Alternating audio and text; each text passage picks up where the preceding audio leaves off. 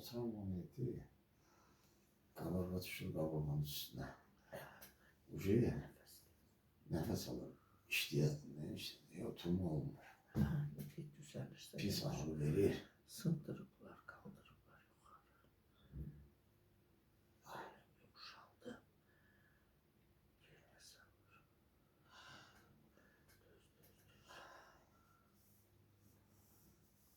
Elini vur, gözün görsen efendim kaburga diye. Bak, görsen efendim ne hündürlüğünü de kavurtmuştu. Şu gördüğün çiçeği. Ne vurdum pis. İçi yerden sındırmıştı. Bak bu da bak.